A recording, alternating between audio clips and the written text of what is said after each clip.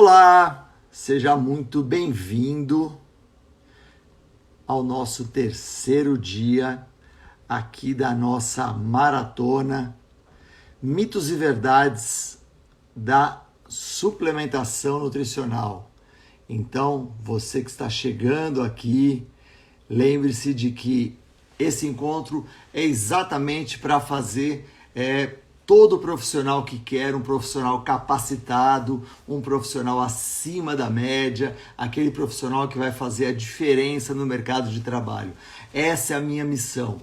Eu acredito que depois de tantos anos de vida acadêmica, sou professor de uma universidade pública há 33 anos, poder entregar para todos aqueles que querem sair da média, serem profissionais capacitados, é a minha razão de viver. Então eu trago aqui esse meu objetivo, esse meu projeto, e é isso que a gente vai fazer. Então fiquem aqui comigo, essa é a ideia, que eu vou passar muita informação para vocês, e a ideia é fazer de vocês profissionais completamente diferenciados. Eu já dou um dado aqui, né?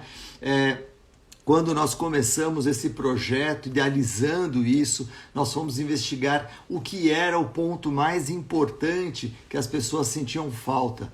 E como eu sou docente universitário, eu sei que a formação acadêmica ela é muito lisa hoje. Por quê? Não porque existe uma falta de interesse das instituições, não porque haja qualquer descaso dos docentes, mas porque a informação científica ela evolui muito rapidamente. Só para vocês terem uma ideia, quando eu comecei a fazer o meu mestrado, meu doutorado, nós duplicávamos a informação existente no planeta a cada 4 anos. Hoje, nós duplicamos a informação existente no planeta a cada 6 meses, ou seja, em início de uma disciplina, no final da disciplina, você já tem metade daquela informação. Então, a minha missão é trazer para você aqui informação de qualidade, fazer de vocês profissionais capacitados, aquilo que vai fazer a diferença na vida de você. Porque você sabe que o seu cliente, o seu paciente, ele não quer saber o quanto você sabe de uma forma geral, mas o quanto você sabe para cuidar dele, para fazer dele uma pessoa melhor, para fazer ele encontrar o seu melhor exemplar. E é isso que a gente vai fazer. É muito comum as pessoas terem a ideia, né? Final de ano está chegando, as pessoas fazem aqueles projetos de ano novo, e o ano que vem eu vou estudar, tal. O ano está chegando ao fim e as pessoas não fizeram isso. Então, a ideia de trazer essa informação aqui para vocês é que vocês, ao longo desse ano de 2021, se tornem efetivamente profissionais capacitados ou estudante capacitado, né? Como a Ana acabou de colocar aqui, e é isso que a gente quer, que vocês façam a diferença na vida profissional de vocês e que vocês façam a diferença daquelas pessoas que vão receber o cuidado, a atenção que vocês vão prestar como profissionais capacitados. Essa é a nossa missão na vida, né? Nessa vida profissional, nessa vida acadêmica. Durante muitos anos, essa informação ela ficava restrita às cadeiras da universidade, e eu decidi trazer isso para fora dos muros da universidade, para que todos possam ter esse acesso e fazer de vocês profissionais altamente capacitados. Os temas que nós escolhemos aqui são temas de relevância, que podem fazer a diferença na vida de vocês. E olha que dado interessante. Quando nós iniciamos a maratona, nós mandamos convite, toda a minha equipe mandou convite para mais de 80 mil pessoas para participar aqui da nossa maratona. Se inscreveram para participar da maratona 10 mil profissionais. Nós tivemos no nosso primeiro encontro 2 mil pessoas assistindo. Nós tivemos mais de 4 mil pessoas assistindo depois da aula. Ontem nós tivemos 1.500 pessoas, um pouco mais de 1.500 pessoas, já tivemos uma redução, e isso é normal, porque a pessoa ela quer ser um profissional capacitado, mas falta energia, falta dedicação, falta empenho, isso é natural, isso é para poucos. Então nós tivemos essa redução para ontem. E hoje nós estamos aqui nesse nosso primeiro momento falando com um grupo de quase 500 pessoas. É isso que é o normal? É isso que é o normal, porque as pessoas desejam ser profissionais capacitados, porém o empenho, a dedicação, a energia para que isso se torne verdade leva tempo, leva dedicação, leva empenho. Então é isso que vocês estão fazendo aqui, se tornando profissionais capacitados, porque vocês continuam com a sua busca, com o seu interesse. O pessoal perguntou a senha da aula de ontem, foi aula 2 maratona. A senha da aula de hoje eu vou dar para vocês ao final aqui do nosso encontro, para que vocês possam acessar esse material que já foi enviado para vocês. Essa é a ideia, que vocês tenham todo esse material que a gente vai usar aqui, para que isso traga a diferença na vida de vocês. E isso é um ponto importante para mim. Então, parabéns você que está aqui se dedicando. Como eu disse, nós convidamos 80 mil pessoas, nós tivemos 10 mil inscritos e agora nós estamos aqui chegando a 600 pessoas. Nós tivemos no primeiro dia 2.000, ontem 1.500 e nós estamos chegando agora aqui a 600. E é isso que faz de você um profissional capacitado, aquele que não desiste.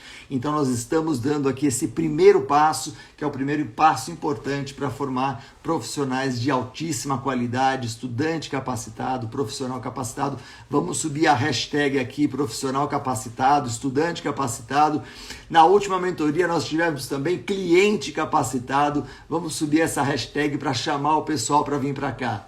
Se você sabe que tem um amigo seu que tem interesse por essa área, que gosta, hoje a gente vai falar de jejum intermitente, de dieta cetogênica. Então manda o convite, manda o aviãozinho aqui embaixo para ele se juntar a nós, porque eu acredito que quanto mais pessoas tiverem capacidade, quanto mais profissional capacitado nós tivermos, mais a gente consegue mudar a visão que o profissional de saúde brasileiro tem mundo afora, porque nós somos profissionais muito bons aqui, mas nós precisamos mostrar essa nossa competência pelo mundo afora, e é isso que a gente quer. Vamos subir essa hashtag profissional capacitado, estudante capacitado, para que o mundo inteiro saiba que aqui no Brasil os profissionais de saúde têm um outro padrão, têm um outro nível, e essa é a minha missão, fazer de vocês a referência, fazer a grande diferença na vida das pessoas. O pessoal falou que deu uma travadinha aqui, voltou, já tá normal, voltou aí, pessoal, dá um ok para mim,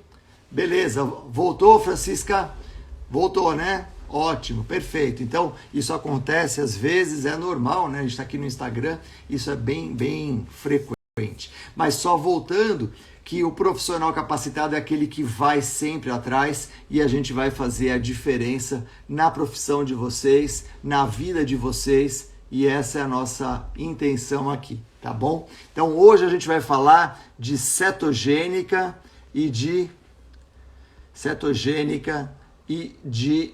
jejum intermitente. Então cetogênica e jejum intermitente. Vou colocar jejum aqui, tá bom? Então, cetogênica e jejum. Muito bom! Então, vamos lá. Cetogênica e jejum.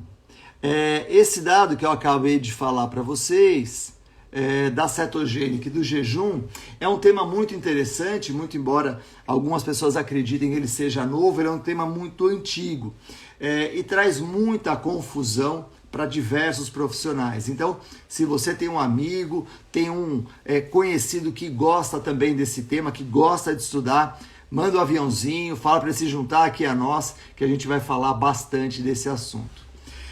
Como a gente consegue, ó que interessante, desde Istambul, seja muito bem-vinda aqui, viu? Quando nós falamos de jejum, esse dado é um dado interessante porque assim, da onde começam as grandes investigações em relação ao jejum? O jejum intermitente, ele passa a ser investigado quando se tem os primeiros estudos em relação às pessoas que faziam o Ramadã. Então, existe um cunho religioso nessa origem dos estudos, e aí o que acontece?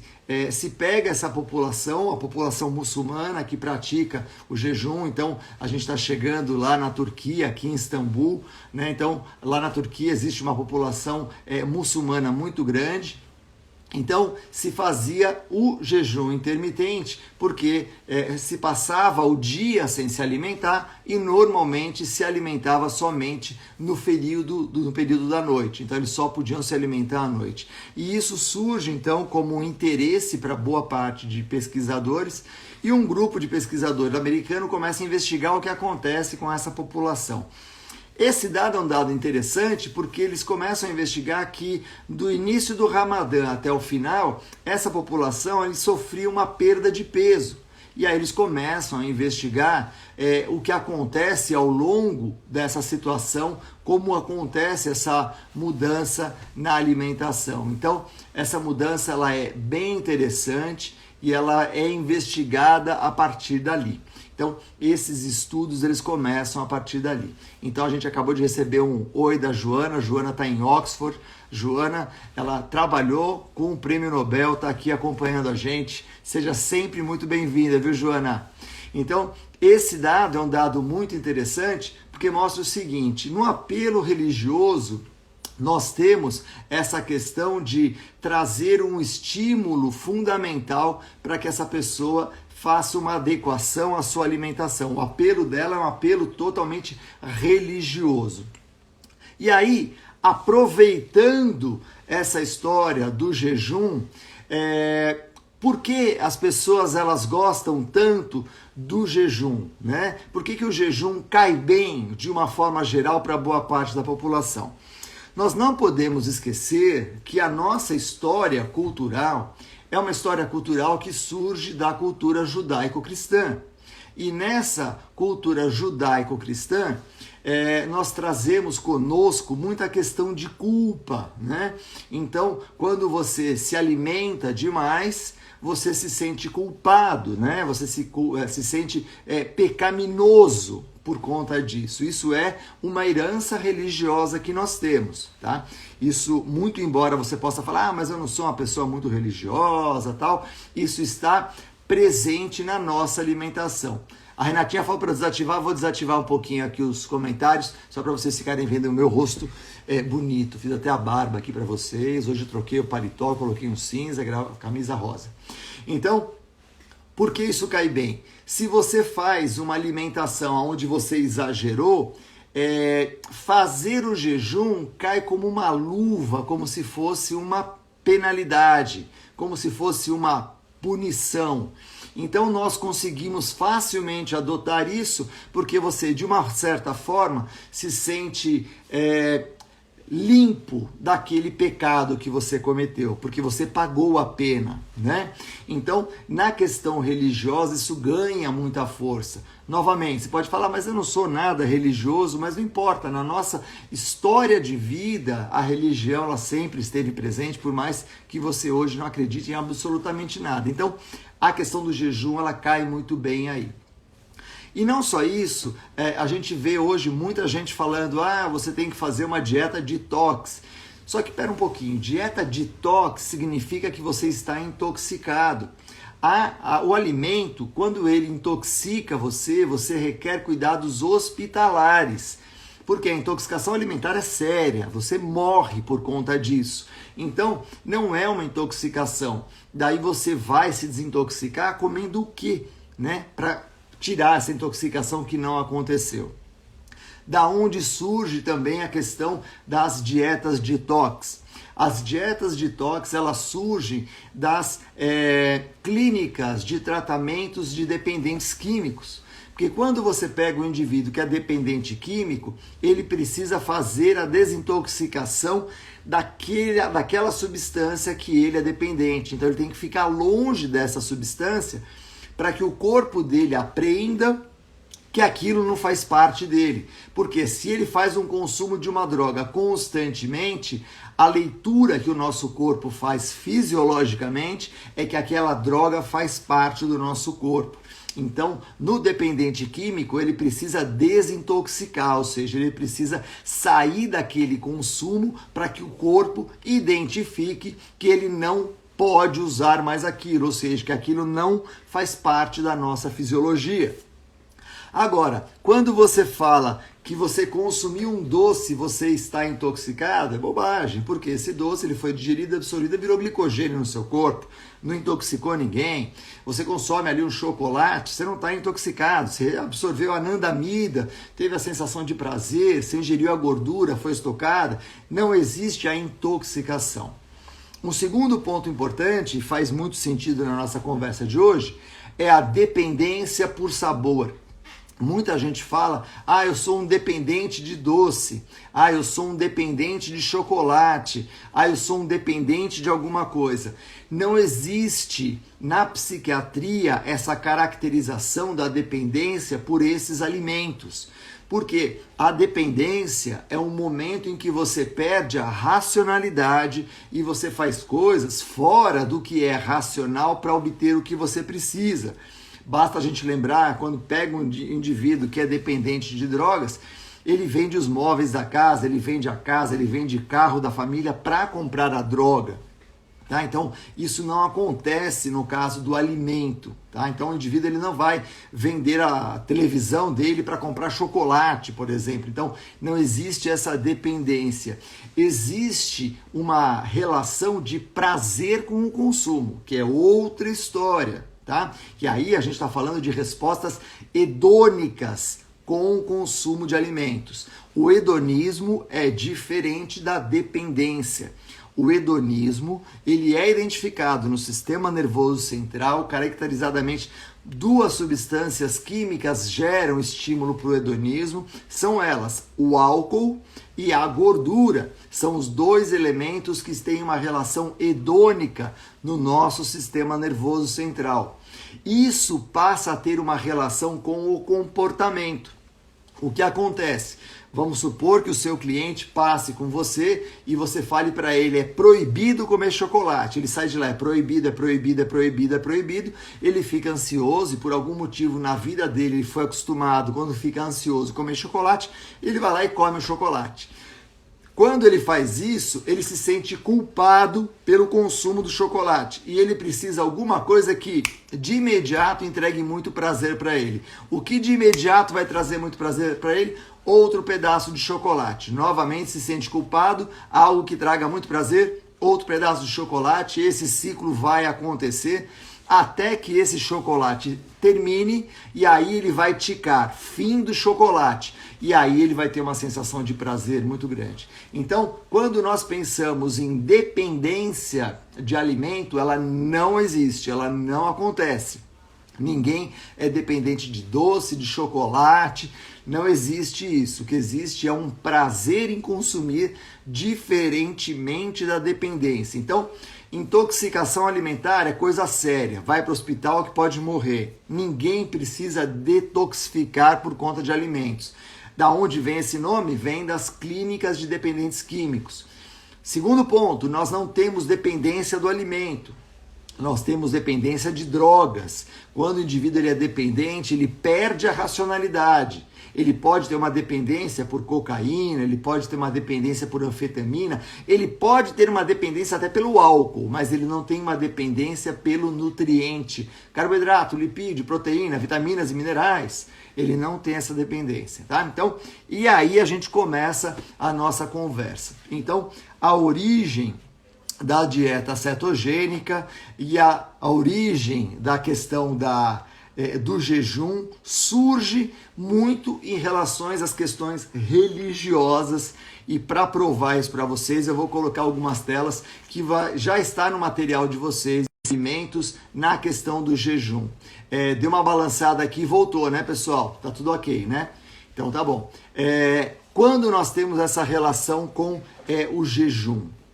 O jejum, ele surge em meados dos anos 20, eu vou até colocar uma tela para vocês verem aqui, aonde aparece essa essa informação. Então, olha só, isso está no material de vocês. Se tiver muito pequenininho aqui no celular, não se preocupem, porque dá para você ver isso no material que eu mandei para vocês.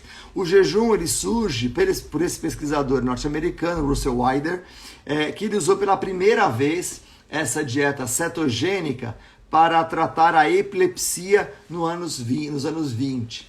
Um dado importante, tá, pessoal? Naquela época, as pessoas falavam de ataque epilético, tá? Ataque epilético. Da onde vem o nome ataque epilético? O nome ataque epilético, ele vem porque na época, lá nos anos 20, se acreditava que quando o indivíduo tinha uma crise convulsiva, ele era possuído por uma entidade, ele era atacado por uma entidade. E então é daí que surge o nome ataque epilético.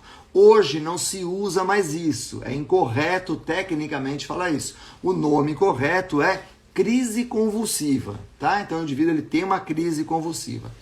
As crises convulsivas, elas têm uma característica de uma idiosincrasia no sistema nervoso central. Então, as informações neurológicas, elas ficam idiosincráticas e aí elas geram um balanço nessa informação. Esse balanço nessa informação faz com que as sinapses não consigam conduzir a informação de forma fluida e isso gera uma crise convulsiva, que é o disparo, o multidisparo neurológico, ativando vários mecanismos de contração muscular de forma idiosincrática, você altera a atividade das glândulas salivares, você altera uma série de comportamentos ali decorrentes dessa alteração neurológica. Obviamente que quando você tem uma crise convulsiva, isso não é interessante, isso precisa ser verificado, medicado, porque as crises convulsivas podem deixar cicatrizes do sistema nervoso central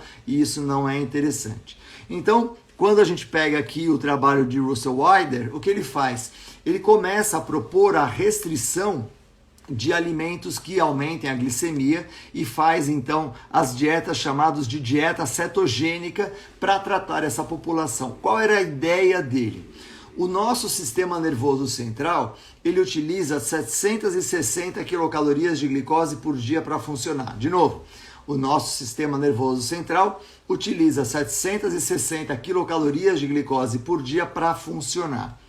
Quando então nós temos a restrição de carboidrato, ele precisa se adaptar, e isso tem um delay, isso tem um atraso, e faz com que a atividade neurológica diminua. E foi exatamente isso que o Russell Wilder e os colaboradores dele verificaram, que quando você fazia uma dieta cetogênica, você diminuía essa frequência neurológica e os sinais para a crise convulsiva também reduziam.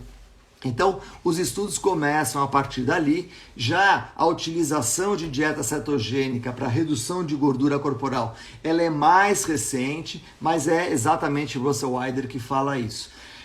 E um dado bem interessante que a gente tem muito claro nesse sentido é que a história da dieta cetogênica, ela começa a trazer como consequência para essas pessoas que fazem o controle das crises convulsivas, como consequência, uma redução do peso corporal. Por quê? Os medicamentos, como por exemplo o Idantal, que diminui as crises convulsivas, ele tem como consequência a redução da taxa metabólica. E isso acaba mudando toda a relação com a serotonina e acaba aumentando a fome dessas pessoas. Então eles buscam mais alimentos. Quando eles são submetidos à dieta cetogênica, então ela perde essa capacidade e isso impacta emocionalmente de uma forma subliminar, não de uma forma racional, e traz essas consequências. Uma delas é que você tem como consequência a alteração principalmente do que a gente chama de eixo hipotálamo-hipófise, a regulação da concentração de serotonina, diminui essa concentração e isso acaba levando a mulher ao aumento do consumo de alimentos. Isso é normal, isso é esperado que aconteça. Por isso, a preparação dessas mulheres para a menopausa é fundamental, saber como lidar com isso. O jejum ele surge como uma forma de controlar isso Então, ele se encaixa bem nesse modelo que a gente fala de culpa, né? Porque como essa mulher ela passa a ter mais fome, uma fome muito de origem emocional, ela, ao fazer jejum, ela se sente punida por ter sido, entre aspas, pecadora e ter comido a mais. Não tem nenhuma base científica para justificar o uso do jejum na mulher antes da menopausa ou depois da menopausa, porque não é esse o ponto que a gente tem, né? Então, já falaram aqui que eu sou a cara do Paulo Betti. Isso, eu posso encarar isso como desafio, porque acho que eu sou muito mais bonito que ele. Mas uma vez eu estava fazendo uma live com o Paulo Musi, eu estava com outro óculos, o pessoal falou que eu era a cara do Neto. Então já está melhorando, o Paulo Betti é melhor do que o Neto, então tá tudo certo. Pode falar que eu sou a cara de quem vocês quiserem e a gente continua aqui, tá bom? Dieta cetogênica tem relação com destruição dos neurônios, ou aparecimento precoce de Alzheimer ou demência? Janaína, não tem relato na literatura disso. O que acaba acontecendo, eu vou mostrar daqui a pouquinho uma imagem para vocês, é que o nosso neurônio, ele tem uma população de GLUT1 muito grande. E esse GLUT1, ele fica na membrana captando glicose muito intensamente. Quando ele faz essa captação de glicose, o que ele faz? Ele determina essa atividade do sistema nervoso central. É exatamente esse o ponto. Quando você diminui essa disponibilidade de glicose, ele diminui essa taxa metabólica, até que o organismo se organize. Então, assim, nós não temos hoje nenhuma evidência de destruições ocorridas no neurônio por conta da cetogênica, mas nós temos uma diminuição da atividade neuronal no início dessa atividade, no início dessa história. E o outro dado importante que nós temos é que o organismo ele vai se adaptando. Ele vai se adaptando. De que jeito que ele vai se adaptando? Ele vai conseguindo melhorar a sua utilização de corpos cetônicos. Então esse dado é um dado que pode fazer a diferença depois de um tempo e explica por que a dieta cetogênica ela consegue melhorar as crises convulsivas no início do tratamento, mas que na progressão do tratamento ela vai perdendo força. Por que ela perde força? Porque o neurônio se adaptou a processar corpos cetônicos em uma boa proporção. Tá? Então esse é o ponto que a gente tem. A Jana falou, caiu para ela, caiu para todo mundo, tá todo mundo bem? Tranquilo aí, pessoal? Qualquer dúvida me avisa, hein? Só coloca para mim assim, tá tudo certo, só para eu saber se tá tudo certo, por favor, tá? Então, qualquer coisa, me avisem aqui, tá? Só para eu saber se tá tudo certo. Então tá bom, se tá tudo normal, segue o jogo. Então, esse é o primeiro ponto. E aí, deixa eu dividir com vocês, eu falei que eu ia dividir uma tela aqui que mostra exatamente essa capacidade que o sistema nervoso tem de captar glicose. Eu vou pegar essa imagem aqui, eu vou só tirar um pouquinho dos comentários, só para ficar claro. Isso também está no material que vocês receberam, essa imagem está lá. Se vocês observarem, prestem atenção que na imagem à esquerda, o que é feito nesse estudo? Se coloca uma substância radioativa que vai se conectar ao glúten e ela vai expressar um sinal. Então essa imagem pretinha com quadro verde, pessoal, não é a aurora boreal. Fiquem tranquilos que essa imagem não é a aurora boreal. Essa imagem que vocês estão vendo ali, ela mostra exatamente esse glúten presente na membrana celular, fazendo ali o papel de captação de glicose. Tá? Então ele é um glúten que a gente chama de gluten labeling. A gente colocou uma substância radioativa e ela está emitindo um sinal luminoso. E daí a gente mede essa luminosidade. Tem um aparelho no laboratório que mede. Olha quanta luminosidade tem aqui. É exatamente isso. Então o que a gente tem nessa imagem mostra que o nosso neurônio ele tem uma capacidade de utilização de glicose muito alta. Muito alta. E quando ele faz essa captação de glicose, o glúten que a gente tem presente aí é o GLUT1. Se vocês lembrarem, ou se vocês não lembrarem, depois me pede que eu mando para vocês, o GLUT1 ele faz uma captação de glicose mesmo quando a glicemia é muito baixa. Então ele faz uma captação de glicose exagerada. Então o nosso sistema nervoso central dificilmente vive a falta de glicose. Então esse dado é um dado importante. Então o nosso neurônio fica fazendo essa captação de glicose, o que quer dizer o seguinte: quando você está lá com a sua glicemia baixa, tá todo mundo sofrendo a falta de glicose, mas quem está captando é o sistema nervoso central. Ele continua captando, mesmo com a glicemia baixa. Quando você está lá fazendo o jejum, a glicemia está 60 miligramas, o sistema nervoso central está captando. Por quê? A prioridade do sistema é manter o aporte de glicose para o sistema nervoso central. E esse acontecimento, ele é um marco, porque ele faz o seguinte: para que você tenha um comprometimento da função neurológica, quando você tem uma hipoglicemia, essa hipoglicemia ela tem que ser muito, muito, muito severa. Quando acontece uma hipoglicemia muito severa? Acontece, por exemplo, se você pegar um paciente seu diabético, tipo 1, que toma insulina, ele toma insulina e vai correr, por exemplo. Ele vai ter a combinação da contração muscular mais a ação da insulina, retirando glicose rapidamente do sistema, e a nossa capacidade de reposição não é tão rápida quanto isso. E aí ele vai ter uma hipoglicemia. Detalhe, pessoal, as pessoas morrem de hipoglicemia, elas não morrem de hiperglicemia. Um diabético descompensado com uma crise hipoglicêmica, ele pode morrer. Um diabético descompensado com uma crise hiperglicêmica, ele não morre, tá? Então esse é um cuidado que a gente precisa ter. Um indivíduo com uma glicemia muito baixa, ele não vai ter uma lesão neurológica, ele vai morrer mesmo, tá? Então a gente não consegue recuperar.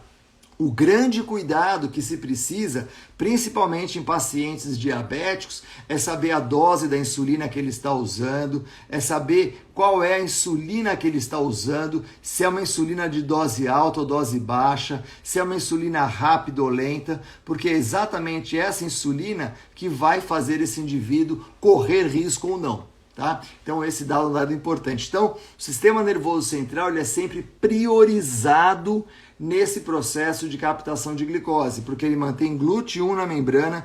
GLUT1 tem um Km, só para lembrar, Km é aquela constante micaeliana, que ela representa 50% da atividade desse transportador. O Km do GLUT1 é muito baixo, significa que numa concentração baixa de glicose, ele já está a 50% da sua atividade. Então ele prioriza a nutrição do sistema nervoso central e nós acabamos então tendo essa distribuição dessa glicose, fazendo com que o nosso corpo consiga manter esse fornecimento de energia. Muito bem, mas da onde vem a história da dieta cetogênica e do jejum para o emagrecimento? Como eu disse a vocês, começam os estudos então na população muçulmana que faz o Ramadã, que durante um período importante eles ficam aí se alimentando somente à noite quando o sol se põe, e durante todo o dia eles se dedicam à reza. A reza que tem uma relevância muito grande em todas as religiões, cada qual com o seu momento mais importante para a reza. Então a gente teve recentemente as festas judaicas, então a reza era importante nesse momento. No cristianismo nós temos as rezas que acontecem no período de Natal, nós temos na Páscoa, então a gente tem em todas as religiões os momentos das rezas. E historicamente, em todas as religiões, isso é uma coisa democrática, manter o indivíduo acordado, rezando e manter esse indivíduo acordado para que ele consiga fazer a oração era sempre uma coisa buscada pelas religiões. E o jejum se encaixa nessa situação. Por quê? Porque quando a gente faz jejum, no sistema nervoso central, a gente divide didaticamente o hipotálamo em centro da fome e centro da saciedade. E aí você vai identificar rapidamente o que eu vou falar. O centro da fome, ele está associado com o estado de alerta. E o centro da saciedade está associado com o centro do sono. Tanto é verdade que você acaba de fazer uma refeição daquele soninho, não é? Todo mundo fala, é alcalose. Não, não é só alcalose. É porque a gente tem também um estímulo no sistema nervoso central, no hipotálamo ventromedial, para falar, olha, está saciado, essa região é próxima do centro do sono e dá aquele soninho gostoso. Já o centro da fome é o centro do alerta. Então, quando todas as religiões buscam uma oração, uma força para a oração, o que ele faz? Restringe a ingestão de alimentos e essa pessoa se mantém acordado. Pessoal, isso é frequente, isso acontece em todas as religiões. Então, judeus, muçulmanos, cristãos, monges hindus, todos eles fazem o jejum exatamente para conseguir aumentar a sua capacidade de prece. O que o jejum faz nessa situação? Ativa o centro do alerta. Quando você está com fome, você não vai conseguir dormir. Mas eu consigo dormir com fome. É um trabalho hercúleo, pode até conseguir, mas o nosso sistema nervoso central não é preparado para isso. Por quê? Na fome, ele tem um risco de manutenção daquele organismo. Então, toda vez que a gente está em jejum, mantém você em alerta. Ok, esse dado é um dado importante. A partir daí, como começam as investigações do emagrecimento? Toda vez que a gente faz jejum, a gente perde peso. Óbvio, o nosso corpo perde glicogênio, perde água, desidrata, perde peso. Agora, qual é o peso perdido? Nos primeiros estudos que foram feitos com hindus jejuando, eles mostravam que a redução de peso era muito associada à redução de água. Quem conhece os aparelhos de bioimpedância vão saber facilmente o que eu estou falando. Os primeiros estudos começam exatamente com o jejum com a bioimpedância, mostrando esse aumento de gordura corporal na redução de peso, exatamente porque o indivíduo perde água. A bioimpedância funciona através da água. Então perde água, a condução é diferente e você tem o aumento da variação da quantidade de gordura corporal. Então começam a partir dali. Um dado importante que chama atenção no jejum é que os indivíduos, ao fazerem o jejum, eles produziam uma substância chamada beta-hidroxibutirato ou acetoacetato. Esses dois, beta-hidroxibutirato e acetato, são chamados também de corpos cetônicos, né? O que são os corpos cetônicos? Os corpos cetônicos, eles representam o produto da oxidação incompleta da gordura. Aonde eles são formados? Os corpos cetônicos, eles são formados no fígado. E lá no fígado, o que a gente faz? A gente pega a gordura, quebra a gordura, faz acetilcoenzima A. A molécula mais valiosa, a moeda mais cara para o nosso metabolismo hepático, se chama coenzima A. O que a gente faz então? A gente pega a acetilcoenzima A e retira a coenzima A. Daí você junta um acetil com outro acetil. Acetil tem 2 carbonos. Junto 2 com 2 eu tenho 4 carbonos. Por isso que chama beta-hidroxibutirato. Met, et, prop e but. Então nós temos 4 carbonos ali. E é exatamente isso que caracteriza a formação de corpos cetônicos. Que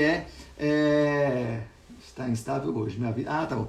A Lu veio me avisar que a equipe mandou uma mensagem para nós que o Insta está muito instável hoje. Se tiver algum problema, vocês me avisem, tá bom? Então, o que acontece? Quando nós pegamos esses corpos cetônicos, ele é um sinal de que o nosso corpo não está conseguindo oxidar a gordura completamente. Ele só está oxidando essa gordura parcialmente. E essa oxidação de gordura parcialmente forma essa substância que são os corpos cetônicos para quê? Para preservar a molécula cara que é a coenzima A. Por quê? Qual a diferença? A coenzima A fica lá dentro da célula, fica lá dentro da mitocôndria. E os corpos cetônicos, eles saem. As nossas membranas celulares são permeáveis a eles. Saem pela nossa respiração, saem pela nossa transpiração e nós exalamos corpos cetônicos. Sai no nosso hálito, sai na nossa urina e nós tiramos esses corpos cetônicos de uma forma volátil do nosso corpo. Eles fazem um outro papel importante. Lá no tecido adiposo, nós temos um centro que regula a lipólise. Então, a gente tem uma enzima que é chamada adenilciclase, que gera uma substância chamada AMP cíclico. Quando nós aumentamos os corpos cetônicos, ele vai estimular uma enzima chamada fosfodiesterase. O que faz essa enzima? Transforma o AMP cíclico em AMP. Mas qual o problema? É o AMP cíclico que ativa a lipólise. Quando você aumenta corpos cetônicos, você diminui a lipólise. Então, olha que interessante. O nosso organismo, ele produz corpos cetônicos no fígado. No fígado, ele exporta corpos cetônicos. A gente transpira corpos cetônicos, respira corpos cetônicos, urina corpos cetônicos. E esses corpos cetônicos chegam lá no tecido adiposo e falam, olha, para de quebrar gordura que eu não estou dando conta lá no fígado. Entendeu? É isso que acontece. Agora, o que o nosso organismo vai fazer numa situação como essa?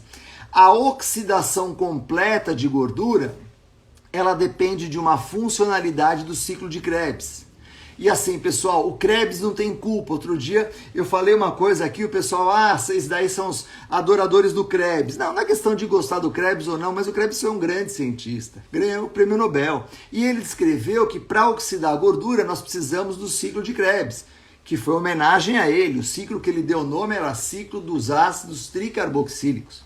E ele fala isso, eu preciso de uma estrutura chamada oxalacetato, que vem do carboidrato ou vem da proteína. O que significa que, na ausência de carboidratos na alimentação, para oxidar a gordura, eu degrado a proteína. Eu tenho reserva de proteína? Não. Aonde está a proteína no nosso corpo? Nas estruturas. Eu tenho proteína no músculo, eu tenho proteína no meu sangue, como albumina, eu tenho proteína como hormônio de crescimento, eu tenho proteína como enzima, mas eu não tenho reserva. Toda proteína está desempenhando alguma função, ok? Eu vou abrir os comentários, enquanto isso eu vou tomar um copo de água aqui. Por favor, mandem as perguntas de vocês. Cíntia Cercato, minha querida amiga, grande endocrinologista, presidente da Sociedade Brasileira de Endocrinologia aqui comigo. Muito bom ter você comigo, Cíntia. Pessoal, pode mandar a pergunta de vocês aqui. Então, daí eu percebi aqui que o Mor falou assim, essa diminuição da atividade... Peraí, Mor, que eu estava lendo aqui, eu mexi e perdi a sua pergunta. Peraí. Essa diminuição da atividade cerebral pode diminuir a resposta cognitiva? Essa diminuição da atividade cerebral, ela lentifica a resposta neurológica. Ou seja, você tem um estudo bem interessante em relação a isso, que avalia a capacidade de resposta e o número de acertos em indivíduos que fazem um quebra-cabeça com privação de carboidrato, em cetose e tudo mais. O que eles verificam que para resolver a mesma tarefa, um indivíduo que tem a privação de glicose, que está em cetose, ele aumenta o número de tentativas e ele leva mais tempo para resolver o quebra-cabeça. Então, tem essa característica que é muito importante, tá? Então, tem essa característica que é fundamental. Como é preciso entender como as enzimas funcionam no nosso corpo para tudo. Rubia, eu sou assim suspeito, porque eu amo isso que eu faço, eu adoro esse tema, então eu falo disso assim, para mim é muito gostoso, né? Eu acho demais. Mas no raciocínio clínico, a gente discute muito essa questão de como usar essas informações bioquímicas para o nosso conhecimento. Então, por exemplo, você vai pegar lá uma enzima, você vê a atividade dela, você vê o quanto de substrato tem, você pode pegar uma hipótese que parece muito óbvia, daí você faz um cálculo de substrato para a enzima, você vê que aquela hipótese ela é inviável. Então tem vários detalhes aí que fazem a diferença exatamente nesse sentido. Então a gente precisa disso, né? A Patrícia, minha mentoranda, a Patrícia, falou, isso é igual para todo mundo. Exatamente, isso é igual para todo mundo. O que a gente tem em relação às enzimas, existem os erros natos do metabolismo, e aí é outra história, né? Mas, via de regra, as respostas metabólicas, elas são feitas em estudos populacionais enormes. Quando você tem uma deficiência, que é uma deficiência genética, por exemplo, você tem uma caracterização daquela deficiência como uma doença metabólica já caracterizada. Isso é bem descrito na literatura, tá bom? Mas qualquer dúvida pode mandar aqui. O jejum intermitente ou cetogênica também entram em platô.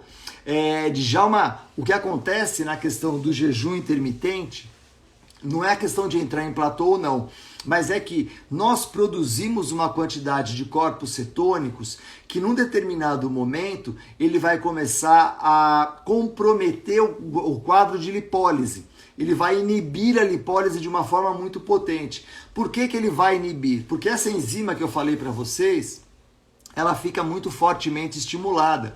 E aí, mesmo que você tenha o sinal hormonal, que quem dá esse sinal hormonal é a adrenalina, esse sinal ele acaba não dando seguimento para essa resposta lipolítica, porque o sinal ele é rompido pela atividade da fosfodiesterase. Tá? Então, esse dado é um dado importante ali. Então, ele não é que ele entre em platô, mas quando a gente alcança um grau de cetose, você começa a inibir muito fortemente a lipólise, porque está inibindo ali essa resposta metabólica que a gente tem por ação dessas enzimas. Tudo bem? Tranquilo? Pela minha experiência clínica, uma dieta baixa em fibras e rica em carboidratos simples leva o processo cetogênico.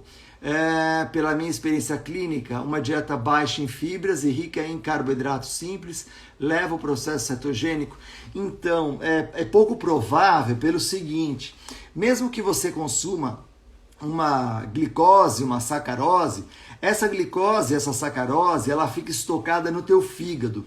Ao estocar essa glicose na forma de glicogênio no seu fígado, na medida em que a sua glicemia cai, que seria o início da cetose, você ativa uma enzima chamada glicose 6-fosfatase. Essa enzima ela é ativada exatamente pelo aumento do glucagon. Na hora que você aumenta a secreção de glucagon e aumenta a glicose 6-fosfatase, não tem como você fazer uma glicemia baixa e manter uma cetogênese.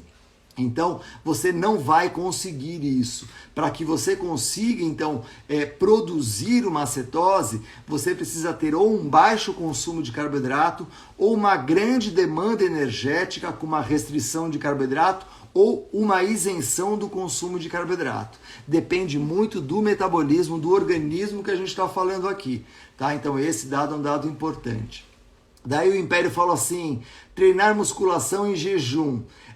Tem um trabalho bem interessante que foi feito sobre isso e mostra que a força do indivíduo quando ele treina em jejum comparado com ele mesmo no estado alimentado, no jejum ela é menor.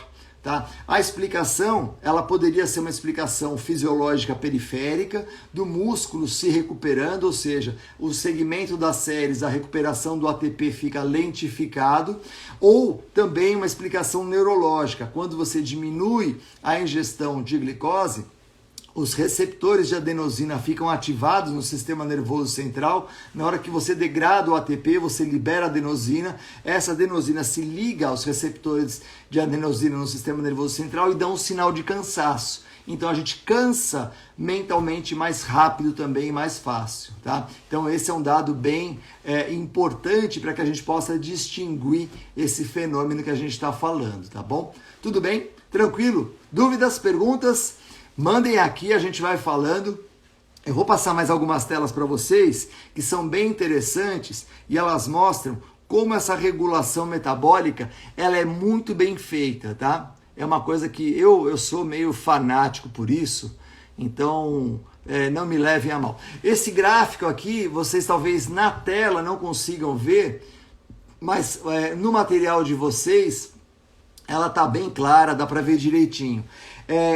Nessa tela mostra a utilização de glicose quando nós temos uma situação de privação de carboidrato ao longo de horas e ao longo de dias, tá? Então, observem ali que nós temos em amarelo, né? Eu pintei em amarelo, tá? Essa corzinha é minha, tá? Fui eu que pintei tudo ali de amarelo, vermelho e verdinho e azul hoje, para que vocês pudessem ver isso com grande destaque. Em amarelo a gente tem ali a maior concentração de glicose, a queda dessa concentração de glicose num estágio, por exemplo, pós-prandial, após uma refeição, e ali a gente tem uma captação de glicose pelo tecido periférico, deposição de glicogênio, está tudo certo. Daí depois você tem o glicogênio mantendo a glicemia estável, até respondendo essa pergunta que foi feita, né? De ter uma cetose com consumo de carboidrato, não dá porque a gente consegue manter nesse rosinha ali a concentração de glicose estável. Já em verde, a gente está falando de 16 a 28 horas, a 30 horas sem o consumo de alimentos. Observem que cai a concentração de glicose e começa a aumentar a neoglicogênese. E lá em azul, a gente está falando de um período de 2 a 24 dias sem a ingestão de alimentos. Observe que sobe a neoglicogênese, degradando proteína e vai caindo devagar, lentamente, até 40 dias, tá? Então, nessa tela a gente consegue ter uma ideia de como o nosso corpo ele faz para manter ou não essas fontes de energia. Por quê? Por que a gente está tentando manter glicose o tempo todo ali? Essa tentativa de manter glicose o tempo todo é exatamente o privilégio do sistema nervoso central. É ele que demanda essa grande quantidade de energia e é ele que fica demandando esse fornecimento e essa síntese de glicose. Então, quando nós pensamos no nosso organismo, essa é a característica que nós temos. Mas espera aí, Lancha. Quando então o indivíduo fica nesse intervalo de tempo todo com uma privação de carboidrato ou privação de alimentos, o que acaba acontecendo com a proteína corporal dele? Ele vai degradando proteína de uma forma muito intensa. Quando ele degrada a proteína de uma forma muito intensa, não raramente vai acontecer o aumento da eliminação dele de nitrogênio, de ureia, e isso vai acontecendo ao longo dos dias. Depois, o organismo tende a se acomodar e a diminuir essa produção de amônia, essa produção de ureia. Porém, esse fenômeno ele acontece em grande proporção, em grande intensidade, quando a gente faz essa privação de alimentos logo no T0. Quando a gente vai ter a maior degradação? No primeiro intervalo do jejum, até 7 dias. A degradação proteica é muito alta. Então se eu fizer em horas, isso não vai acontecer? Vai. Porque toda vez que a sua glicemia baixar, você diminui a ligação da glicose com os receptores de glicocorticoides e naturalmente a gente vai secretar mais cortisol. Então a tendência é estimular a partir dali a secreção de cortisol. Tomar um pouquinho de água aqui, peraí.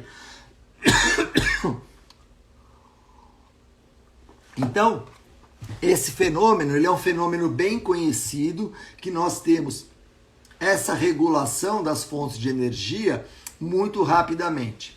Por que o nosso corpo ele degrada a proteína? Por que ele não vai lá e privilegia a degradação de lipídio? Não quer dizer que ele não degrade lipídio, ele degrada também o lipídio, porém, a oxidação de lipídio vai depender dessa fonte que ou o carboidrato ou a proteína são capazes de gerar, que são as respostas chamadas de anaplerose. E quem faz anaplerose ou é glicose ou é proteína. Na ausência de glicose, vai a proteína. O privilégio é sempre para a glicose. Não teve? Proteína faz esse papel. Então, o nosso organismo ele tenta se reorganizar sempre que a gente faz essa privação, que a gente limita essa capacidade de geração de energia. Então, quando a gente fala de jejum intermitente, o que acaba acontecendo? No jejum intermitente, você vai lá, faz proteólise, faz lipólise e diminui essa proteólise e essa lipólise quando você alimenta. Faz proteólise, faz lipólise e para de fazer isso. É bem comum os defensores, as pessoas que gostam da questão do jejum, e aqui eu estou falando cientificamente, eu não estou falando de crença, tá, pessoal? Pelo amor de Deus, estou falando de ciência aqui. Quando você faz o jejum, ao restringir a ingestão de alimentos, os receptores de insulina ficam mais sensíveis? Ficam. Quando a gente secreta a insulina, eles respondem mais? Respondem. Eles captam mais glicose? Captam. E eles aumentam esse estoque de glicogênio. Só que quando eles aumentam esse estoque de glicogênio, eles começam a dar os primeiros sinais para a síntese proteica. E aí o indivíduo faz de novo o jejum, daí ele diminui as reservas de glicogênio e aí ele degrada a proteína de novo. Esse dado ele foi investigado por um grupo americano que viu se ocorreria alteração da taxa metabólica de repouso do indivíduo submetido ao jejum. E o dado foi bem interessante. Eu vou compartilhar com vocês aqui, só para vocês verem como isso acontece, obviamente que vocês não conseguem ver os dados, mas no material de vocês está lá a referência bibliográfica, está lá esse gráfico, e essa linha vermelha é minha, e eu destaco ali exatamente essa alteração da taxa metabólica basal quando eu faço o jejum intermitente. Por quê? O meu organismo ele vai ressentindo disso e ele vai degradando proteína corporal. Ao degradar proteína corporal, ele degrada aquele tecido que mais gasta energia. Ele degrada exatamente o tecido muscular, que é o que mais gasta energia. Essa tela tá para vocês, eu vou até parar de compartilhar porque ela tá muito pequenininha aqui. Essa tela tá para vocês. Depois no material você pode dar uma olhadinha, pega o artigo, leia com calma, porque é exatamente isso que eu quero, que vocês tenham a opinião de vocês. Tá? A ideia do raciocínio clínico é que vocês tenham o raciocínio de vocês. A minha ideia é passar a informação metabólica e que vocês tenham capacidade para fazer essa leitura independente. Eu vou tirar aqui o bloqueio para ouvir os comentários de vocês. Por favor, mandem as perguntas que eu quero saber, porque eu vou aproveitar e tomar uma aguinha aqui. Pode falar, pessoal, por favor. Fiquem super à vontade. Falem, olha. Tá gostando, Bruna? Que bom, obrigado. Travou? Como fala sobre cetogênica e resistência à insulina? Então, Cíntia, é isso que eu acabei de falar. Quando você priva o carboidrato, priva a ingestão de alimentos, a tendência é responder mais potentemente a essa secreção de insulina e de glicose. Porém, na medida em que você vai variando isso, você vai repetindo esse comportamento vai perdendo força. Então, no início de um jejum, ele responde mais potentemente. Na medida em que o organismo se organiza ao jejum, ele vai perdendo efeito, né? Até eu não lembro quem tinha falado se aconteceria ali um platô. Não chega a ser um platô, mas é uma leitura que o organismo faz a partir do jejum, tá? Como você faz para ter esse material? Se inscreve para a maratona aqui que a gente tem, a nossa maratona vai até domingo e aí a gente manda sempre nas aulas de vocês o material que você pode ter esse material e poder fazer toda essa leitura. A ideia é que eu mostre aqui as telas para vocês, mas ela aparece muito pequenininha, né? Então você tem o material em casa para depois poder olhar e ficar mais tranquilo em relação a isso, tá bom? Não posso treinar... Como é que é? A gordura vai ser oxidada numa chama de carboidratos. Essa é a frase clássica, né? Essa é a frase clássica do Macardo, né? Do livro do Macardo, que o pessoal às vezes fala, não é bem isso. É que ele vai queimar numa chama de carboidrato. Quando tiver o carboidrato, na baixa ingestão de carboidrato, ele vai queimar numa chama de proteína estrutural, tá? Não alimentar, mas uma proteína estrutural, tá bom? Quanto tempo em média o organismo se adapta a essa privação? Samara, né? Samara, o nosso organismo ele faz leituras muito rápidas das questões metabólicas. Só para você ter uma ideia, nós conseguimos fazer adaptações à mudança do padrão alimentar no espaço de 7 dias. Em 7 dias a gente consegue mudar o padrão alimentar, a gente consegue mudar a biota intestinal, a gente consegue mudar comportamento alimentar em 7 dias, tá? É muito rápido. Se você vai fazendo o jejum, em uma semana ele já fez um mapa do que você está fazendo, ele já tem essa noção do que está acontecendo ali, é muito rápido. O que você me diz da pesquisa realizada em macacos? Não houve diferença entre restrição severa, jejum, e a restrição leve diária. Não só esse estudo, Janaína. Os estudos que fazem a comparação de perda de gordura corporal fazendo o jejum intermitente com a restrição energética da mesma proporção mostram resultados semelhantes, não tem diferença. Mas, novamente, é aquilo que a gente falou no começo da nossa aula de hoje. O jejum, ele cai como uma luva para essa nossa mentalidade judaico-cristã que acha que se a gente engordou é porque nós fomos glutões, pecadores, e isso cai muito bem, tá? Então esse é um ponto que a gente não pode esquecer, a gente não pode achar que isso é bobagem, tá? Então esse é o dado, o jejum não organiza a casa. Então, porque assim, os estudos com o jejum, eles têm dificuldades a serem prolongados. Tem um estudo publicado no JAMA que foi o maior drop-off de voluntários. Só para você ter uma ideia, quando você é voluntário de um estudo nos Estados Unidos, você recebe para fazer o estudo. Eu fui voluntário em 94, eu fiz 4 biópsias lá e eu recebi lá $400 e foi sensacional porque eu tinha só uma bolsa ali, $400 fez toda a diferença. Então tem gente que vive sendo voluntário de estudo nos Estados Unidos. Nesse estudo em jejum, eles recebiam semanalmente $1.000 e os indivíduos desistiram na segunda semana de estudo porque eles não suportavam esse intervalo, esse tempo de jejum. Então, o jejum, para que o indivíduo faça, ele requer um mindset, ou seja, uma mudança mental para que ele consiga fazer aquilo, porque não é natural do organismo. O organismo ele vai ressentir a falta de alimento e vai ficar toda hora tentando subornar esse organismo, entre aspas, para que ele consiga consumir algum tipo de alimento ali, tá bom? O diabético é quem mais devia fazer jejum, pelo menos praticando a frequência alimentar baixa. Então, Tanisa, posso fazer um comentário aqui? A gente fez um estudo verificando como acontece esse sinal da resistência periférica à ação da insulina. O mecanismo ele é bem interessante. O mecanismo ele é assim, na medida em que você faz uma grande ingestão de proteína, você sobra nitrogênio no sistema. E essa sobra de nitrogênio estimula uma enzima chamada GFAT. Depois vocês entram na internet e colocam lá GFAT, que é glicose frutosamina aminotransferase.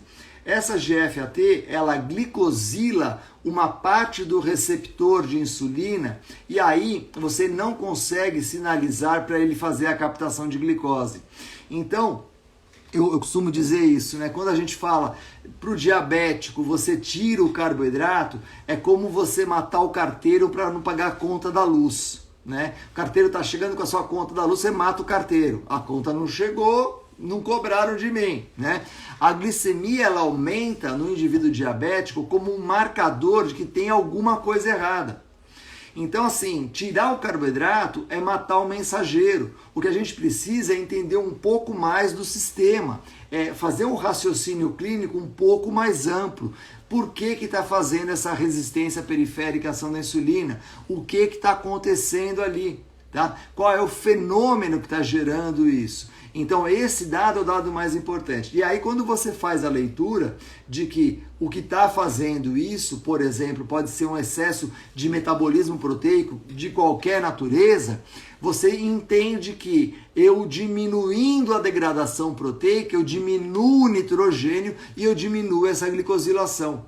Então, é entender esse fenômeno. A ideia de fazer você raciocinar do raciocínio clínico é você sair do lugar comum, porque o lugar comum é o mais simples de todos. É tirar a glicose para fazer essa glicemia cair e você teoricamente ou transitoriamente melhorar essa glicemia do indivíduo, ok? Eu vou até dividir com vocês aqui uma tela que mostra esse ponto, quer ver, olha, como acontece essa degradação de proteína na medida em que a gente faz. Eu vou só bloquear um pouquinho os comentários para vocês poderem ver essa tela.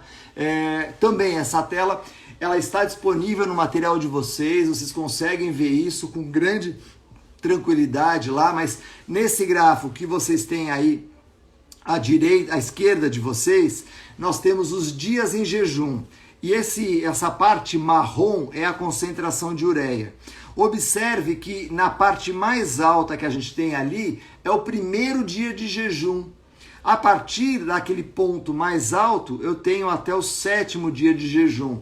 Então, em 7 dias de jejum vai caindo. O que eu quero mostrar com isso para vocês é que a degradação proteica ela é mais intensa em períodos mais breves de jejum. Então, toda vez que você faz um jejum a curto prazo, você acaba fazendo a degradação proteica. E não sou eu que estou falando, está aqui o dado mostrando para vocês. Isso é importante porque a partir dali você começa a raciocinar como acontece com o seu diabético. Será que o seu diabético ele não tem uma crise, come bastante, depois ele fica um tempo sem se alimentar? Será que ele não consome muita proteína e com isso ele não faz aumento da GFAT? Então sempre olhem como se vocês não tivessem ideia do que está acontecendo com aquele indivíduo. Não significa que aumento da glicemia somente acontece porque o indivíduo consome fontes de carboidrato. Ele pode ter um aumento da glicemia porque ele tem uma resistência periférica à ação da insulina para captar glicose. Então ele pode até liberar um pouquinho de glicose, mas o pouco que ele libera ele não capta. Tá? Então é entender como o fenômeno ocorre. E nesse dado, é um dado bem interessante, que ele mostra como o organismo ele vai se adaptando ao longo do jejum para conseguir fazer essa transformação dessa base nitrogenada e que o organismo consiga fazer esse reequilíbrio das fontes energéticas e manter o metabolismo mais estável. Então, como isso acontece? Né? O nosso corpo ele tem toda uma interação para que isso aconteça de uma forma bem equilibrada. Essa interação, eu vou pegar aqui uma outra tela, só para vocês verem aqui, ela é muito interessante e essa interação ela fala exatamente disso. Ou seja, quando eu pego essa tela também está no material de vocês, não se preocupem, vocês vão conseguir ver isso com mais detalhe no material de vocês. Quem está vendo no computador consegue ver isso mais facilmente, mas quem está no celular, isso fica muito pequenininho, mas eu vou explicar. A gente tem à esquerda de vocês o fígado, o hepatócito, à direita de vocês nós temos o músculo, e lá embaixo a gente tem o rim. Então olha que interessante essa integração, como ela funciona. A gente tem ali no fígado, nós temos todo o mecanismo fazendo com que essa glicose chegue no sistema circulatório. Somente o fígado tem essa enzima chamada glicose 6-fosfatase, que vocês estão vendo bem à esquerda de vocês, e no topo do hepatócito ali está exatamente essa enzima chamada glicose 6-fase ou glicose 6-fosfatase. É ela que libera a glicose para o sistema. Quando ela libera a glicose para o sistema, o músculo capta, o sistema nervoso central capta e fica todo mundo feliz. Quando nós temos uma falta de carboidrato, o que o músculo faz? Ele exporta a lanina, essa lanina vai para o fígado e vira glicose e volta para a circulação. Quando falta carboidrato, o músculo produz glutamina, essa glutamina chega lá no rim e pode voltar também como glicose. Então, nessas informações todas, o que a gente tem?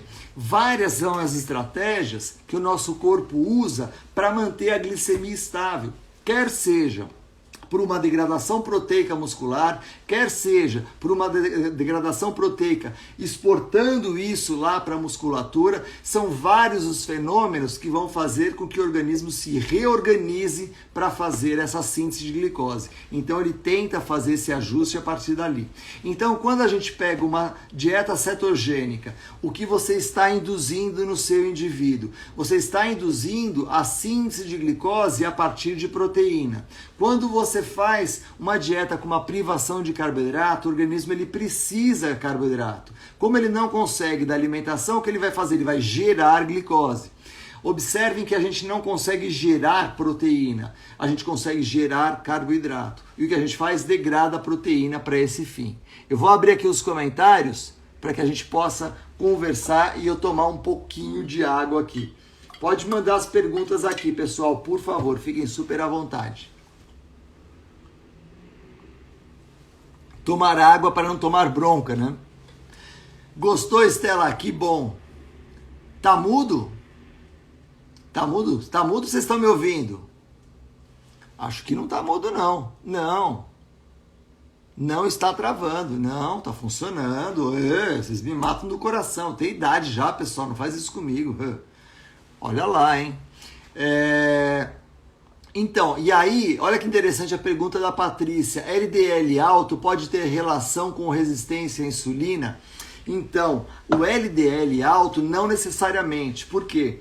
O LDL, ele é uma lipoproteína de transporte de lipídios, ele é a lipoproteína terciária que a gente fala. Lipoproteína primária, quilomicron, secundária, VLDL, terciária, o LDL.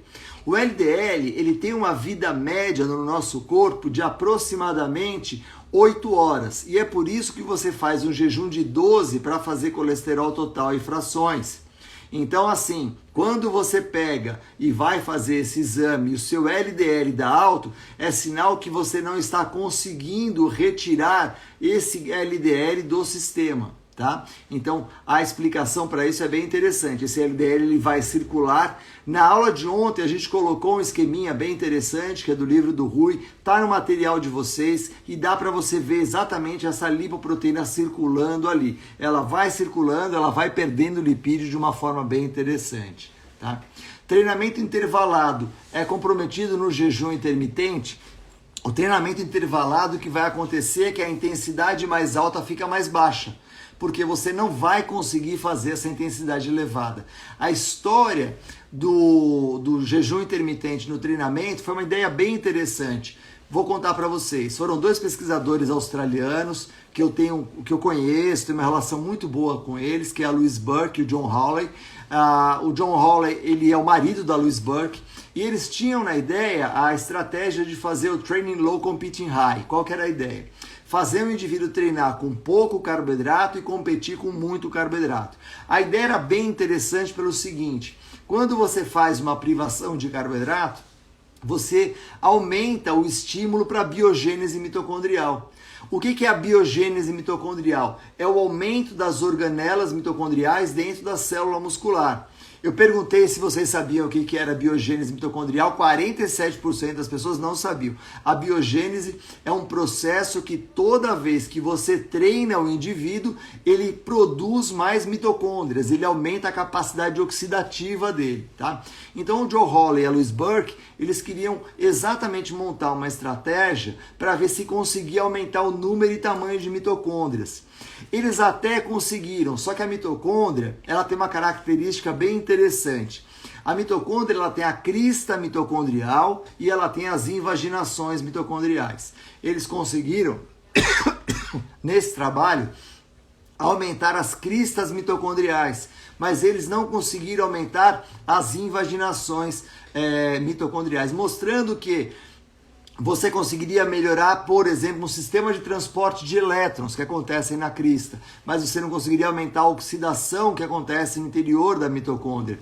Então esse dado é um dado importante, que a gente não consegue ter essa regulação entre degradação, oxidação mitocondrial e oxidação na crista mitocondrial. A gente consegue ter um fenômeno, mas ele não teve resultado. Então, o jejum intermitente, ele começa nesses trabalhos da Louise Burke e do John Hawley, tentando fazer uma biogênese mitocondrial para ver se a gente conseguiria melhorar essa oxidação de lipídios no indivíduo treinado.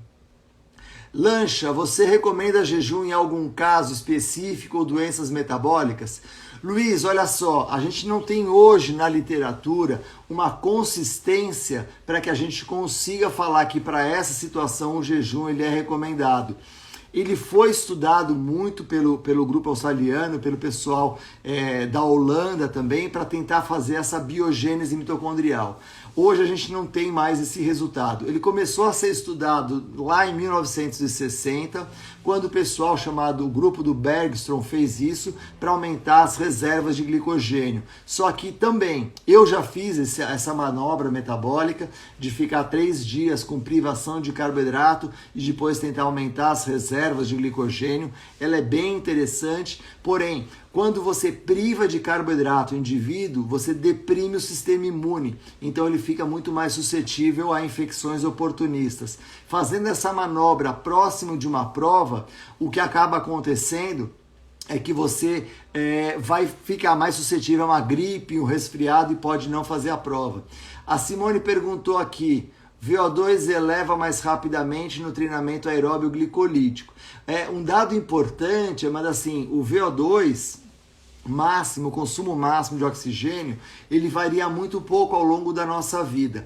O que a gente consegue variar bastante é você aumentar o segundo limiar, tá? O segundo limiar a gente consegue elevar. Agora, o consumo máximo a gente quase não consegue mudar. Consegue mudar porque você muda o peso. como ele é expresso em ml por quilograma minuto, se você diminuir o peso, você consegue melhorar o resultado. Tá? Então esse é o ponto que a gente acaba tendo como principal característica, né, nessa história da privação do carboidrato, dessa resposta. Professor, cardio em jejum de alta intensidade até 30 minutos reduz gordura nas mitocôndrias? Então, o carbo em jejum, o que vai acontecer, você fazendo um aeróbio em jejum, o que vai acontecer é que você vai ter uma baixa disponibilidade de glicogênio muscular e a intensidade do seu treino vai ser mais leve. Por que isso? Porque quando você oxida a glicose, você gera 46 micromoles de ATP por quilograma de músculo úmido por minuto. E quando você oxida lipídio, você fornece 26 micromoles de ATP por quilograma de músculo úmido por minuto. Então, esse dado é um dado interessante, que a gente não consegue manter a mesma intensidade fazendo essa privação energética. A gente não consegue manter essa atividade na mesma intensidade do que um indivíduo alimentado. Isso é uma limitação metabólica, né? O nosso organismo ele tem essa limitação para produzir uma quantidade de energia. Tá? Esse é um dado importantíssimo. Eu quero ver vocês repetirem isso que eu falei. Micromoles de ATP por quilograma de músculo úmido por minuto. Que vocês viram hoje o meu trava-língua lá, quando falei jejum intermitente, mas eu quero ver vocês repetirem aqui micromoles por quilograma de músculo úmido por minuto. Repete rápido e vamos ver quem consegue fazer isso aqui. Existe uma onda onde você só deve comer quando te dá fome. Isso é sustentável? Como é que é aqui? A Bru Ferretti falou isso. Ô Bru, o que acontece é o seguinte, essa leitura é uma leitura interessante, só que assim, eu vou dar um exemplo para vocês. Vamos supor, quem que é da Bahia aqui? Tem alguém da Bahia aqui ou não? Tem alguém da Bahia? Fala coqueteleira, falei. Viu, Gi? Você me zoou hoje, né, Vila? Então, tem alguém aqui da Bahia ou não tem? Então, se tiver alguém da Bahia, a gente vai visitar o nosso amigo baiano aqui. Ah, então a Kelma é da Bahia. Então, o José também. A Cris também. A Tainara também. O Flávio também. Então, a Flávia também. A gente vai visitar os nossos amigos baianos. A Lauriane. A gente vai visitar todos os nossos amigos baianos. E a gente chega lá e eles oferecem para nós, a Diana também. A gente vai lá, Cida. Todos nós vamos para lá, a Bahia. Maiara.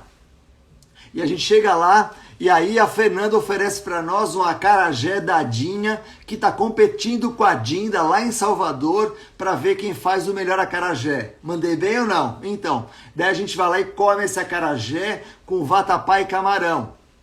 Daí a gente come acarajé. Eu quase não como acarajé. Se eu comer o acarajé, o que vai acontecer? Eu vou levar 3 dias para sentir fome. Por quê? Porque eu não estou acostumado com essa quantidade de gordura, eu vou ter um processo de digestão lentificado. Então eu vou levar 3 dias para sentir fome de novo. E aí então volta a história. Comer só quando sente fome, isso é uma modulação que vai acabar sendo feita de acordo com o alimento que você ingere. E a sugestão é exatamente que você tenha um controle dessa ingestão de gordura dependendo do seu objetivo. Meu objetivo, por exemplo, é reduzir colesterol. A gente vai falar no domingo, olha que interessante, no domingo, não percam a nossa aula, que a gente vai falar das bactérias intestinais e lá eu vou falar como essas bactérias têm uma relação com o colesterol. E daí não tem nada a ver diretamente com a bactéria, mas com o alimento que vai determinar a bactéria que tem no seu intestino. E aí você vai consumir o acarajé e vai ficar um tempão sem sentir fome. Então, quando a gente fala dessa questão, eu gosto dessa fala no seguinte sentido. Observe que quando você fica muito tempo sem sentir fome, é sinal que a refeição anterior foi muito rica em gordura. E aí qual é o seu objetivo, né? Então não é o comer só quando sente fome, é prestar atenção quando você sente fome para saber o que aconteceu na refeição anterior, tá bom? Esse dado é um dado bem importante, ok? Tranquilos? Sim ou não, repetem aqui, vê se está tudo certo. O pessoal falou que caiu, mas o pessoal está falando que está boa, a net está boa, legal, ótimo, ótimo.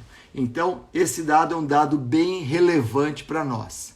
E agora, pessoal, eu queria dividir uma coisa bem interessante com vocês. Muita gente me perguntou aqui e eu queria falar isso com vocês. A nossa maratona está sensacional.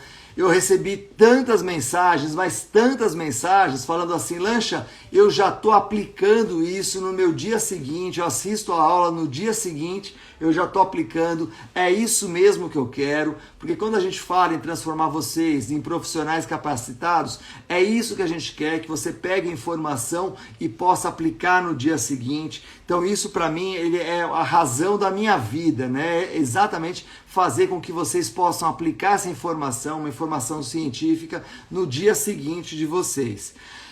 Esse, pessoal, é o nosso primeiro passo aqui, tá? Esse é o nosso primeiro passo aqui.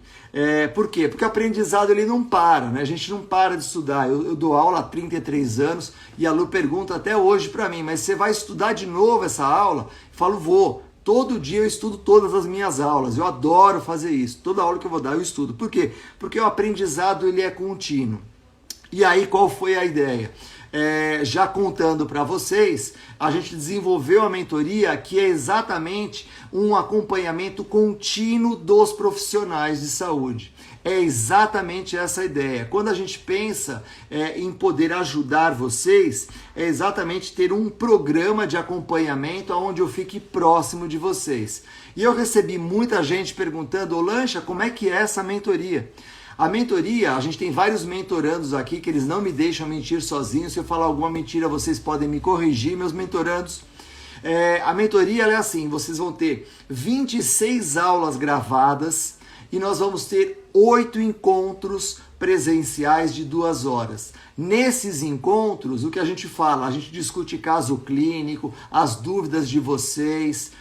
A Letícia, minha mentoranda, é sensacional. Obrigado, Letícia.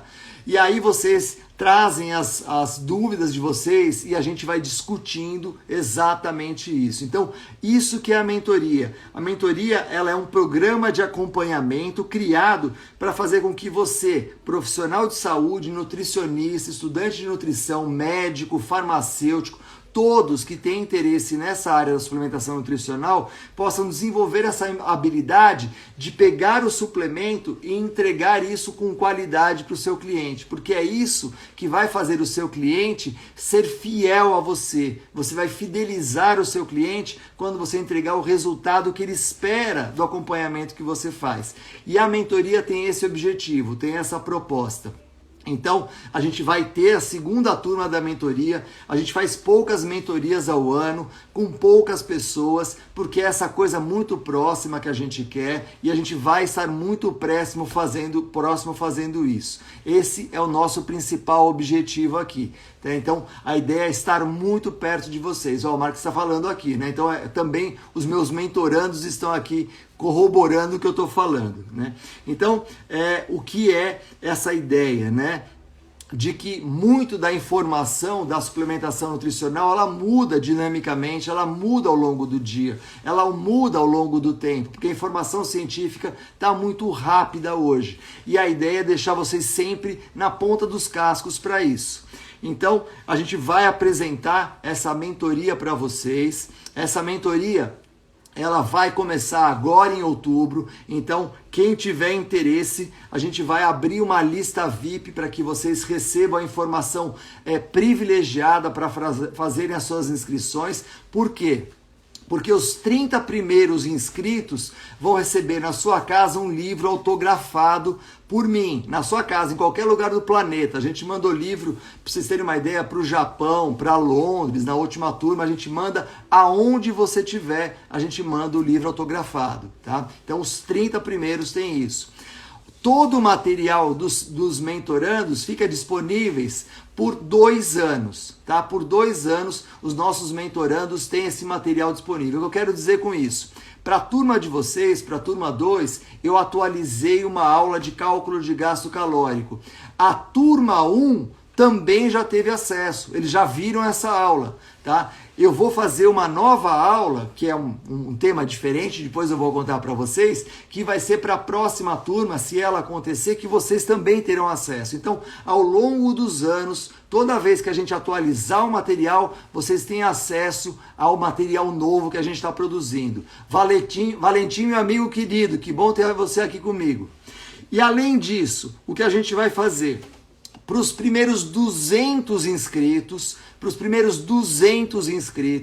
vocês vão dobrar esse tempo de acesso. Ao invés de 2 anos, vocês vão ter 4 anos de acesso a todo o material, tá? Então, os primeiros 200 inscritos, eles vão ter acesso por 4 anos do material. Toda atualização do material, você recebe o material novo, tá? Então, 4 anos. Esses 200 inscritos, além disso, vocês vão ter uma aula especial, vocês vão ter uma imersão com 4 profissionais que eu tenho certeza que vocês conhecem. Vocês vão ter uma imersão com a Roberta Carbonari, que é a madrinha desse projeto, a madrinha desse programa. Então, a Roberta vai falar sobre gestão de consultório com vocês. Vocês vão ter uma aula com o Paulo Musi sobre alterações hormonais e hipertrofia. Vocês vão ter uma aula com a Lu Lancha sobre gatilhos comportamentais na prática clínica. E vocês vão ter uma aula com o Murilo Pereira sobre modulação intestinal nas desordens metabólicas e comportamentais. Quem é a Roberta Carbonari? É uma nutricionista que tem uma formação em marketing muito interessante, uma formação muito robusta, vocês vão ficar impressionados. Um curso dela, só para vocês terem uma ideia, custa alguns milhares de reais. E vocês vão ter um curso com essas 4 pessoas.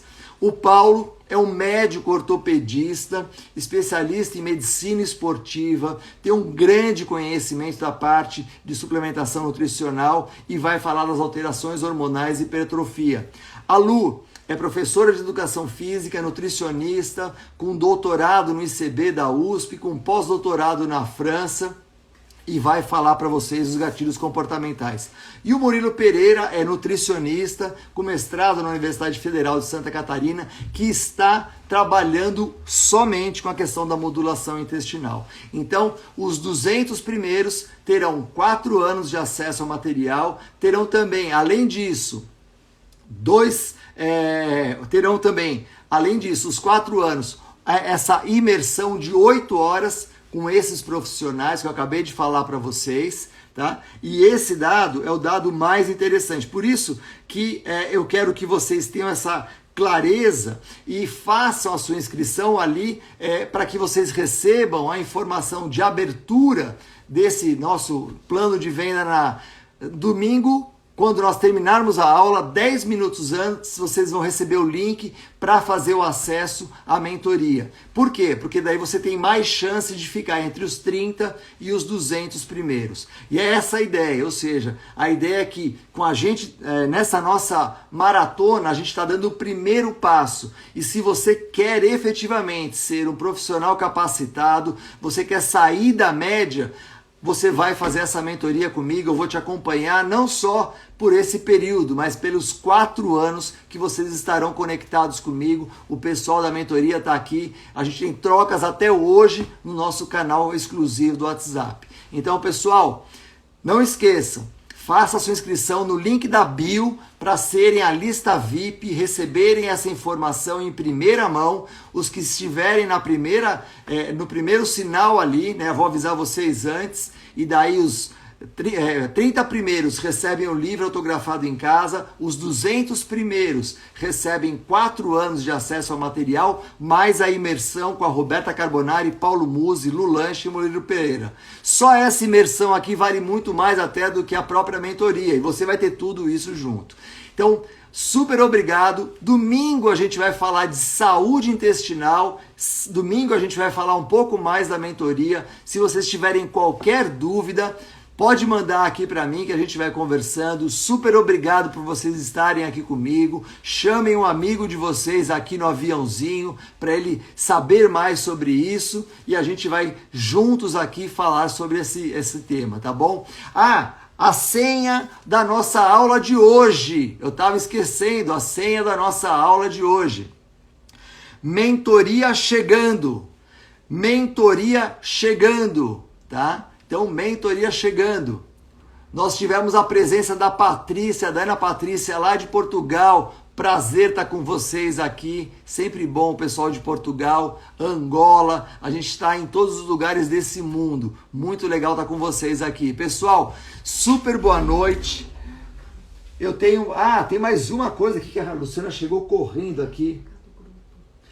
Tá, não, mas eu já falei para eles que eles têm que entrar no link para receberem todo esse material. Quando vocês saírem daqui, entra no link da bio, coloca lá no canal especial e todo o material será enviado para vocês aqui, tá bom?